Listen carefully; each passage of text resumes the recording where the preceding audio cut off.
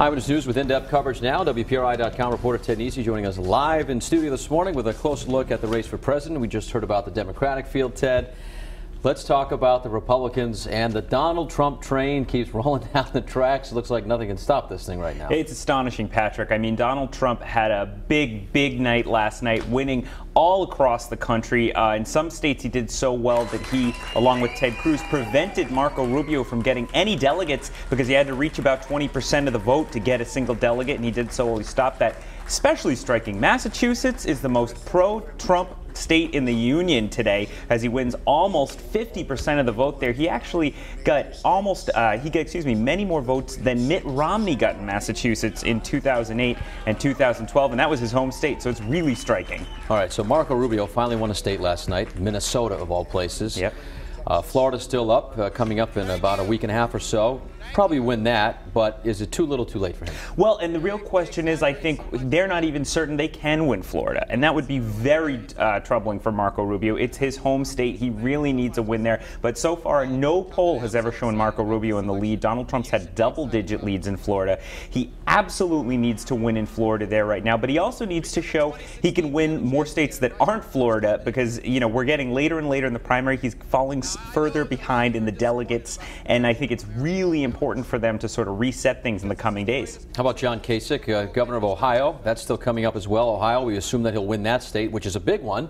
That's March 15th. But yeah, he's running out of time as well. He's got a long list of a big gap, I should say, to close here. He's so far behind. Absolutely. Just this morning, I was reading a memo forwarded to me by someone working on Kasich's campaign from his chief strategist, arguing that John Kasich is the real alternative to Donald Trump, not Marco Rubio, saying last night shows Marco Rubio can't win, arguing that Kasich can. Well, I think he can make that case, but there's going to be a lot of pressure in the coming days on John Kasich to get out of this race, to clear a path for Marco Rubio to be the main alternative to Donald Trump. But last night scrambles the discussion so much because you had almost all the main candidates win, and Kasich almost won in Vermont. You could have had 4 winners last night, so they can all make their case that they should be the one who gets to take on Trump. All right, I want to fast forward to the Republican convention, okay? So say Trump is the nominee. Yeah.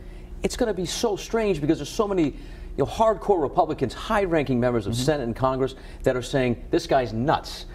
Is this really happening? Well, I think that's what a lot of us are wondering. I mean, how much should the people at home even trust pundits like me? Because we've been wrong about Trump so many times. But I think, that's why if you saw a candidate doing as well as Donald Trump did last night, this thing would be over, right? We'd say this guy's going to be the nominee. And everybody jumping behind him in the party saying, we got our guy. But he is Donald Trump. Right. And so they're not. And so that's why we're in very uncertain times here. When you have the whole party establishment, so much money, so many powerful people who don't want the front runner in their own party to be the nominee. That's the reason someone like Marco Rubio and even John Kasich and maybe Ted Cruz can have enough oxygen to think they have a chance. But again, the voters are speaking pretty clearly in a lot of these states. Donald Trump is their choice of the Republican base, and so it gets harder and harder as he wins more states for Republican elites to say no, he can't have the nomination. Really an amazing time in American politics. Ted, thanks for joining us, and we'll talk with Ted about the Democrats coming up at 8:30. Our in-depth coverage of campaign 2016 continues online right now on WPRI.com. You can find more details on the results of Super Tuesday, a link to see how each town in southeastern Massachusetts voted, and much more. Eyewitness News with more in-depth coverage. WPRI.com reporter Ted Nesi back with us again this hour. In the last hour, we talked about the Republicans and those Super Tuesday states. Now let's talk about Democrats. Hillary Clinton picking up more states and more delegates, even though it looks like Bernie Sanders gets these massive crowds and all this support. Hillary still comes out on top. Yeah, I think there's 2 things people should know about why the race is ending up this way, where it's really looking grim for Bernie Sanders to actually take the nomination. First off, Hillary Clinton has very strong support in the South. Iowa and New Hampshire, the rest of the country doesn't necessarily look like them. And with minority voters making up such a large share of the Democratic electorate, Bernie Sanders really hasn't made inroads with them, especially with black voters. So she's just annihilating Sanders in a lot of those states. But then also his defeat in Massachusetts last night. It was narrow, but Bernie Sanders not only needed a win in Massachusetts, he needed a big win because he needed a lot of delegates. They're going to probably close to split the delegates now. That's not what he needed. So a tough night for the Sanders campaign in terms of winning the nomination. Still, though, an amazing thing that he's gotten this far. Bernie says he's going to take this thing all the way to the convention, right? In Philadelphia, do you see him in it for the long haul? Yeah, and I think the thing to watch and the question you'd have is, Bernie Sanders, when he first got in, people said he's getting in to raise his issues, to talk about income inequality, to bring that stuff up and force it into the conversation. Does he continue along that path, campaigning but not taking a lot of shots at Hillary Clinton, just sort of bringing the crowds together, drumming them up, maybe getting a nice speaking spot at the convention?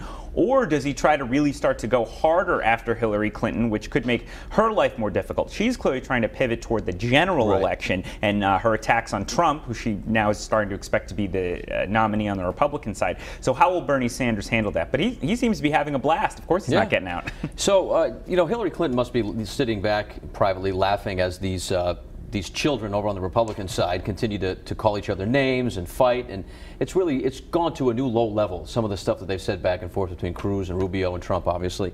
Do you think she can beat Trump? Absolutely, I think she can beat Trump. I don't think it's guaranteed she'll beat Trump. I think it's fairly clear. Most Democrats you talk to would rather face Trump than Marco Rubio, John Kasich, maybe less so Ted Cruz. But the flip side is, again, Massachusetts, we all know, it's a blue state. And Donald Trump won a smashing victory there, nearly 50% of the vote. Here in Bristol County, the ring around Rhode Island, he won, as Brian Yocono just said, more than 54% of the vote. Now, there's a lot more Democrats and Democratic-leaning independents in Massachusetts, but Trump is showing this crossover appeal. That has to make the Clinton people nervous that maybe she could get tripped up and surprised in the same way his Republican rivals will. On the other hand, the Democrats aren't going to get caught sleeping like the Republicans have in a lot of cases on the power Trump could have, and you can bet they're going to go very hard after him as soon as it's clear he's the nominee, if he is. All right, I got 30 seconds here, and this is like the new odd couple that we just saw. Chris Christie, the governor of New Jersey, and Donald Trump. This is like bizarro world right now with these two. What do you make of what's going on with Christie and Trump? There are a lot of Republicans who are very, very unhappy with Chris Christie for backing Donald Trump. I mean, Marco Rubio seemed to be taking off the end of last week. Then Chris Christie comes out, shocks everybody by joining him here.